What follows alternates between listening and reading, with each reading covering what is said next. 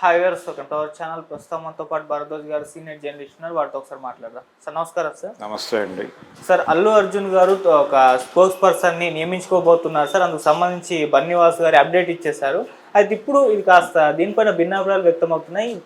First time ఒక star hero ఈ విధంగా స్పోక్స్ పర్సన్ని పెట్టుకోవడం అనేది చూస్తున్నాం టాలీవుడ్లో అని కూడా మాట్లాడుతున్నారు. అంటే అంతకుముందు పుష్ప టైంలో ఈయన వేదికల పైన స్పీచ్లో కొన్ని పొరపాట్లు తలెత్తడంతోనే ఈయన ఈ విధంగా స్పోక్స్ పర్సన్ని పెట్టుకుంటున్నారని కూడా మాట్లాడుతున్నారు. సో ఏదేమైనా ఒక హీరో ఇలా స్పోక్స్ పర్సన్ని పెట్టుకోవడం పైన మీ ఒపీనియన్ ఏంటి సార్? ఎందుకు పెట్టుకున్నారని? అంటే ఈ స్పోక్స్ పర్సన్ అంటే ఆయనకు సంబంధించిన విశేషాలు ఏవైనా ఉంటే మీడియాకి బ్రీఫ్ చేయటం కోసం ఉంటాడు. ఓకే. అలాగే ఆయనకు సంబంధించి బయట సోషల్ మీడియాలో కావచ్చు, మెయిన్ స్ట్రీమ్ మీడియాలో కావచ్చు వచ్చేటువంటి రకరకాల స్పెక్యులేటివ్ ఐటమ్స్కి సంబంధించి ఒక సమాధానం చెప్పడానికి అయి ఉంటాడు. అంతే తప్ప రోజువారీ కార్యక్రమం అల్లు అర్జున్ గారు ఏం చెప్పదలుచుకున్నా ఈయన ద్వారా చెప్పిస్తాడు అని కాదు. ఆల్రెడీ మనం చూస్తున్నాం, రోజుకు కనీసం 3-4 వార్తలు పుడుతున్నాయి. అంటే వార్త సంభవించటం వేరు, పుట్టడం వేరు. వార్తలు పుట్టించడం అనేది, కుక్కుడు న్యూస్ అనే దాని తాలూకా ఇంపాక్ట్ చాలా ఉంటుంది సమాజంలో. ఇప్పుడు వాళ్ళే ఒక గందరగోళంలో మాట్లాడితే ఆ గందరగోళాన్ని మరింత గందరగోళపరిచి వ్యాఖ్యానాలు చెప్పడం అనేది ఎక్కువైపోయింది. ఈ నేపథ్యంలో ఇలాంటివి హ్యాండిల్ చేయాలంటే మౌనంగా ఉంటే ఇవే నిజాలని జనాలు భ్రమపడేటువంటి ప్రమాదం ఉంది. అందుకని ఈ భ్రమల నుంచి జనాల్ని, అభిమానుల్ని కాపాడుకోవాలంటే ఖచ్చితంగా రెగ్యులర్ బేసిస్లో వీటికి వివరణలు ఇచ్చుకుంటూ పోవాలి. అలాగే తనకు సంబంధించి ఏ విషయమైనా అడగాలంటే ఒక వార్త ప్రింట్ అయింది, లేకపోతే ఎక్కడో ఎవరో మాట్లాడారు, ఒక వీడియో బయటకు వచ్చింది, ఈ రెఫరెన్స్లో నిజాలు ఏమిటి అని తెలుసుకోవడానికి ఎవరైనా అప్రోచ్ అవ్వాలనుకుంటే ఆ స్పోక్స్ పర్సన్ అప్రోచ్ అయితే సరిపోతుంది. తను క్లారిఫికేషన్ ఇస్తాడు. అది అధికారిక సమాచారంగా మారుతుంది. అది కొంత ఈ గందరగోళాన్ని పక్కకి నెట్టేటువంటి అవకాశం ఉంటుంది. అందుకని ఈ స్పోక్స్ మ్యాన్ అనేది తప్పేం కాదు, అది ఉండడం అవసరమే. రెండోది, రెగ్యులర్గా మనం మీడియా ముందుకు వచ్చి ప్రెస్ మీట్లు పెట్టడం, మాట్లాడటం, వివరణలు ఇవ్వటం ఇవన్నీ అయ్యే పనులు కాదు.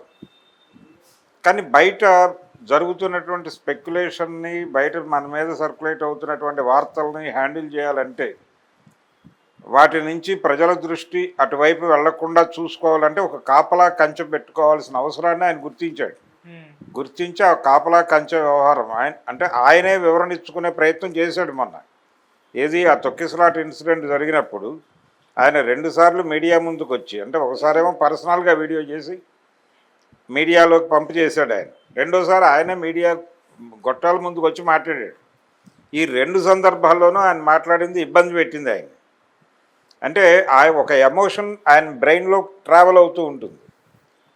దాన్ని ఆ ఎమోషన్లో కాకుండా ఇంకొక ఎమోషన్లో మీడియాతో మాట్లాడాల్సి ఉంటుంది. ఇక్కడ ఎక్కడ తేడా కొట్టినా కానీ ఇంకేదో బయటకు వస్తుంది. అది జరిగింది.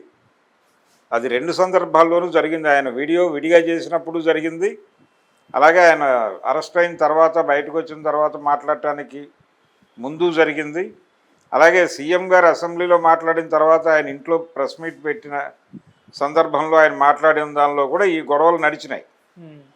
అందుకని ఇలాంటివి పరిహరించుకోవాలి మనం అర్జెంటుగా. మనం అంటే ఒకటి, పబ్లిక్లో అల్లు అర్జున్కి సంబంధించిన ఇమేజ్లో ఏ మేరకు ఈ పుష్ప 2 సందర్భంగా జరిగిన ఘటనలు డ్యామేజ్ చేసినాయి అనేది ఒక శాస్త్రీయమైనటువంటి విశ్లేషణ జరిపి ఈ నష్టాన్ని నివారించడానికి ఏం చేయాలి అనే దాని మీద డిస్కషన్ పెట్టుకుని ఉంటే దాంట్లో వచ్చిన ఒక మంచి నిర్ణయం కావచ్చు. ఇది స్పోక్స్మెన్ని పెట్టుకోవడం అనేది మంచిదే. అంటే ఇది వన్ సైడెడ్గా చూడొద్దు. వన్ సైడెడ్గా అంటే వాళ్ళు ప్రపంచానికి ఏం చెప్పాలనుకున్నా అతని ద్వారా చెప్తారు, ప్రపంచం వాళ్ళ గురించి ఏం తెలుసుకోవాలనుకున్నా వీళ్ళ ద్వారానే తెలుసుకుంటుంది. ఇది పిఆర్ఓ లాంటిదే దాదాపు, అంతకుమించి ఏం కాదు. అల్లు అర్జున్కి ఒక బుర్ర ఉన్నటువంటి పిఆర్ఓ వస్తాడు అంతే, అంతకుమించి ఏమీ కాదు. ఓకే. కొంచెం మీడియాతో రెగ్యులర్ సంబంధాలు ఉండి అందరితోనూ మాట్లాడగలిగినటువంటి యాక్సెస్ ఉండి ఏది జరిగినా కానీ దీనిలో ఒక వార్త వచ్చిందంటే దీనికి నెగిటివ్గా ఇంకొక వార్త వేరే చోట వచ్చేలాగా డిజైన్ చేయగలిగిన వాడు, అలాంటి ఒక సమర్థుడైనటువంటి వ్యక్తిని తీసుకొచ్చి ఆ ప్లేస్లో నియోగించేటువంటి అవకాశం అయితే ఉంది. ఓకే.